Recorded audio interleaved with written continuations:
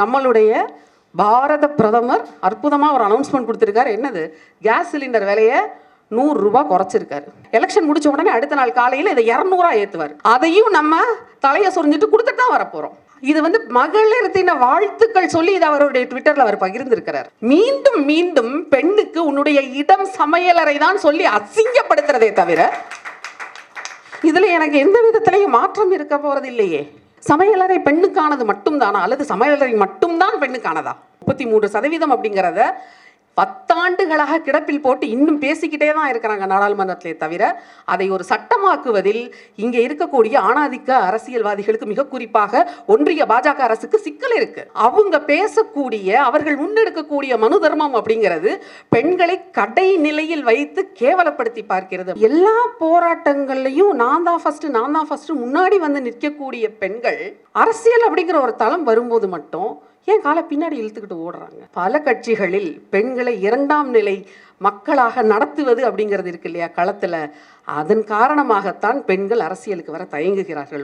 பெண் அரசியலுக்குள்ள நுழையிறதுக்கு மிகப்பெரிய சிக்கலாக இருக்கிறது அவங்களுடைய குடும்பம் தானே தவிர நம்ம அடுத்த ஆளுங்களை சொல்லவே வேண்டியதில்லை. குடும்பம் நமக்கு தோளில் மாட்டின ஒரு பெரிய மூட்டை மாதிரி நம்மளை கீழே பிடிச்சி இழுத்துக்கிட்டே இருக்குது. அரசியல் கூட்டங்களுக்கு செல்லும் பெண்களுக்கு சிற்றூர்களில் இன்னைக்கு என்ன மரியாதை இருக்கு?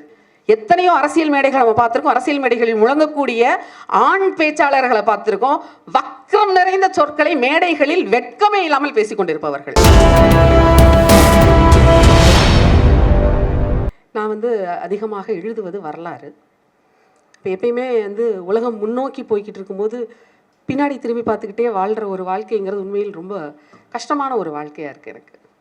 சமூகத்தில் வரலாற்று ரீதியாக பெண்கள் எப்படிலாம் இருந்திருக்காங்க தமிழ்நாட்டில், சமகாலத்தில் எப்படி இருக்கிறாங்க அப்படின்றத ரெண்டையுமே நான் பார்த்துக்கிட்டே வரேன் தொடர்ச்சியாக. அப்படின்றப்ப இந்த பயணம் அப்படின்றது கீழ்நோக்கிய பயணமாக இருக்குது, மேல்நோக்கிய பயணமாக இல்லை அப்படிங்கிறது எனக்கு உண்மையிலே வருத்தத்திற்குரியதாகத்தான் இருக்குது.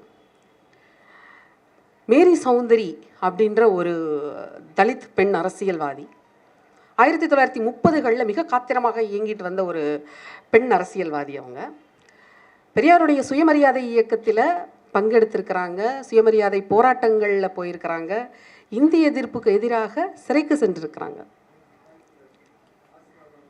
தலித் கிறிஸ்தவர்கள், குறிப்பாக தலித் கிறிஸ்தவர்களுக்கான மாநாட்டையும் முன்னெடுத்து கும்பகோணம் பகுதியில் நடத்தியிருக்கிறாங்க.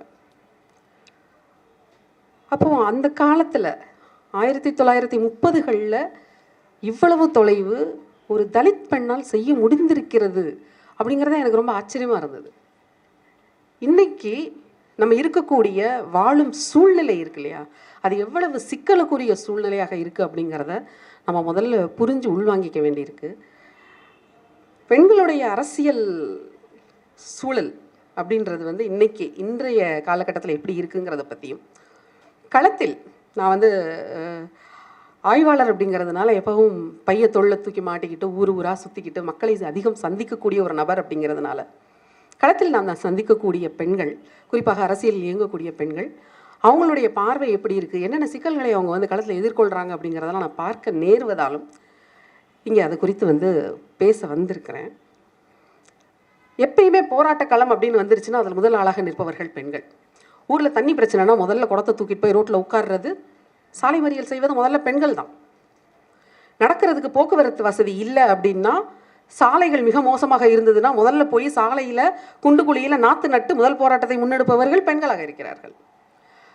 சரியான கூலி வேணும் அப்படின்னு கேட்டு முதல் முறையாக தங்களுடைய எதிர்ப்பு குரலை எழுப்புபவர்கள் பெண்களாக இருக்கிறார்கள். பஸ்ஸை மறிக்கணுமா முதல்ல போய் குறுக்க நிற்கிறது பெண்களாக இருக்கிறாங்க. அப்போ எல்லா போராட்டங்கள்லையும் நான் தான் ஃபர்ஸ்ட் முன்னாடி வந்து நிற்கக்கூடிய பெண்கள் அரசியல் அப்படிங்கிற ஒரு தளம் வரும்போது மட்டும் ஏன் காலை பின்னாடி இழுத்துக்கிட்டு ஓடுறாங்க? ரொம்ப நுணுக்கமாக பார்க்க வேண்டிய ஒரு பார்வையாக இருக்கிறது. அப்போ போராட்ட களம் அப்படின்னு வரும்போது நான் அடிப்படையில் நான் ஒரு போராளியாக இருப்பேன், ஆனால் அரசியல் களம் அப்படின்னு வரும்பொழுது வியூகங்களை வகுக்கக்கூடிய இடத்துக்கு நான் வரமாட்டேன் அப்படின்னு இந்த பெண்களை கீழே பிடித்து இழுப்பது எது அப்படிங்கிறது நம்ம நிறைய சிந்திக்க வேண்டியிருக்கு.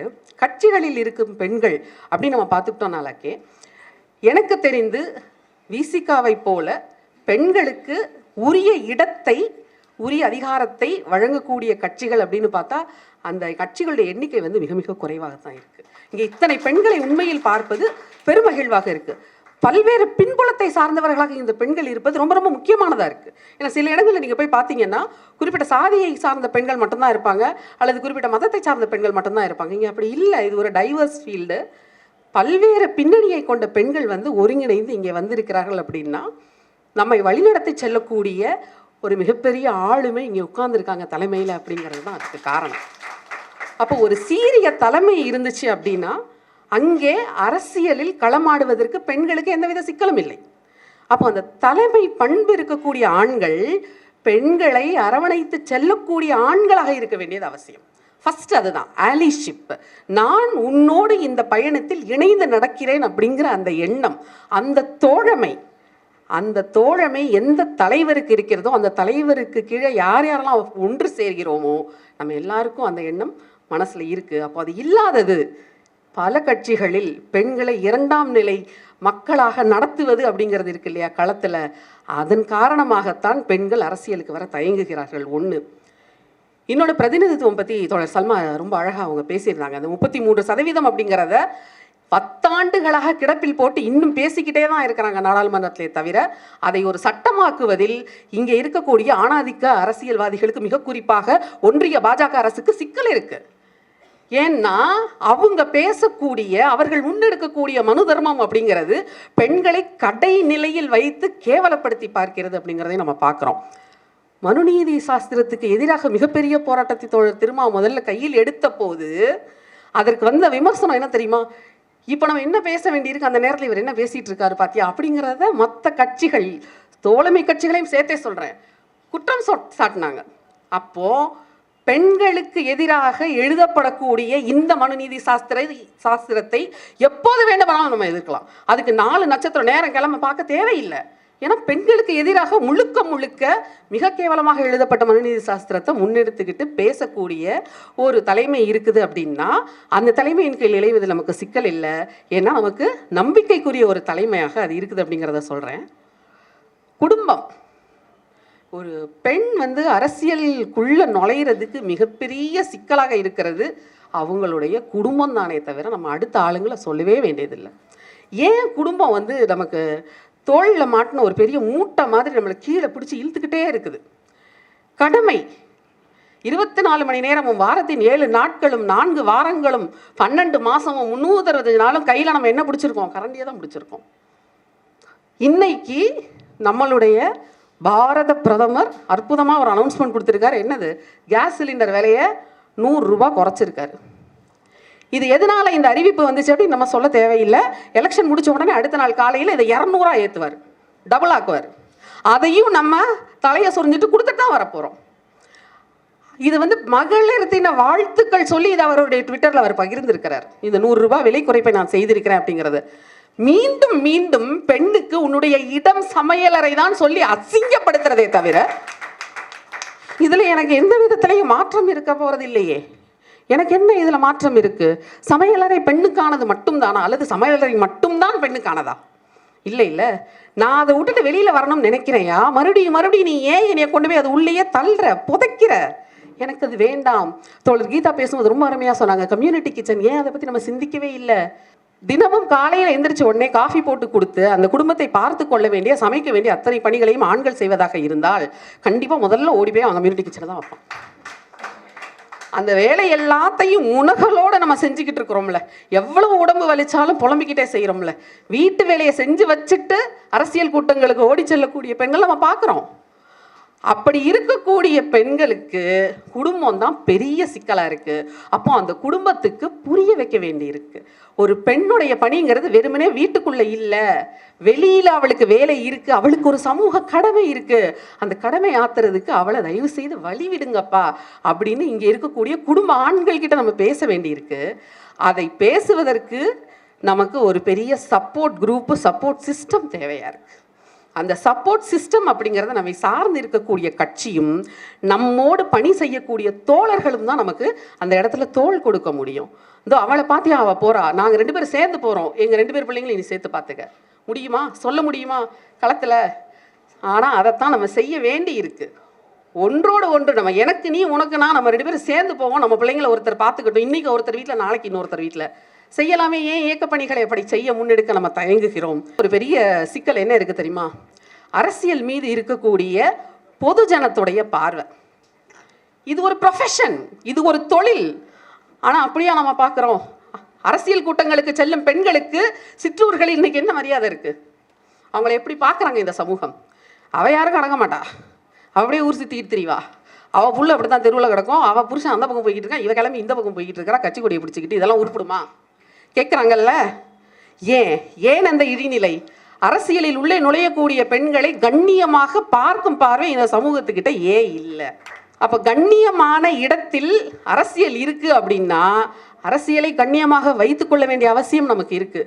எத்தனையோ அரசியல் மேடைகள் நம்ம பார்த்துருக்கோம், அரசியல் மேடைகளில் முழங்கக்கூடிய ஆண் பேச்சாளர்களை பார்த்துருக்கோம், வக்ரம் நிறைந்த சொற்களை மேடைகளில் வெட்கமே இல்லாமல் பேசிக்கொண்டிருப்பவர்கள்.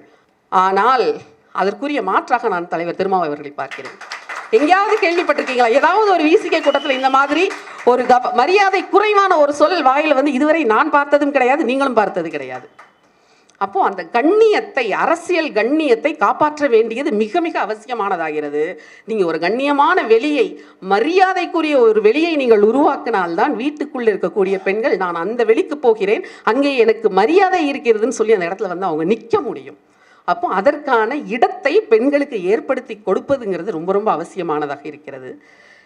இன்னும் நிறைய பெண்கள் இருக்கிறாங்க, இளம் பெண்கள், பாலிடிக்ஸ் படித்தவங்க, ப்ராப்பராக பாலிசி மேக்கிங் படித்தவங்க. அப்படி இருக்கக்கூடிய பெண்களை உள்ளே கொண்டு வர வேண்டிய அவசியம் இருக்கிறது. இதில் மறுபடியும் நான் அறிவாசான் பெரியாரை சுட்ட வேண்டிய அவசியம் இருக்குது.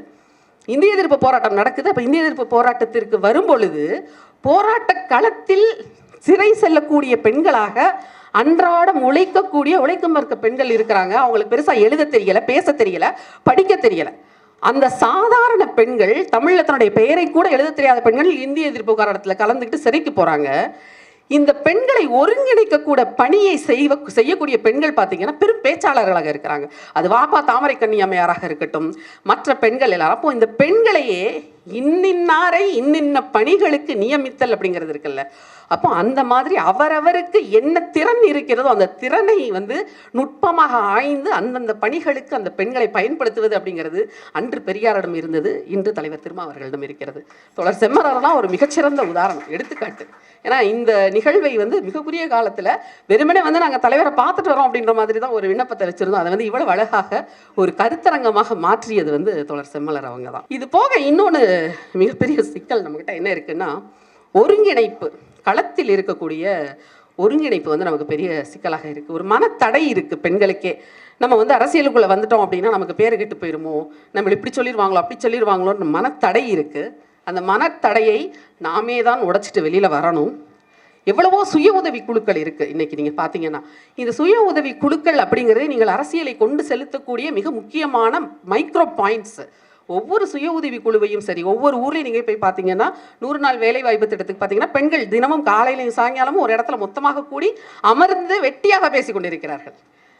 அந்த இடத்த எல்லாத்தையும் கைப்பற்றுங்கள், அங்கே சென்று பேசுங்கள். அந்த பெண்கள் கிட்ட தான் நம்ம வந்து நம்மளுடைய அரசியலை தொடக்க புள்ளியாக வைக்கணும் அப்படின்னு நான் நினைக்கிறேன். ஏன்னா அறிவு தளத்தில் பெண்களை கவர வேண்டியது ஒரு பக்கம் இருந்தாலும் செயல் தளத்தில் நீங்கள் பெண்களை கவர வேண்டும் என்றால் you have to go to the roots.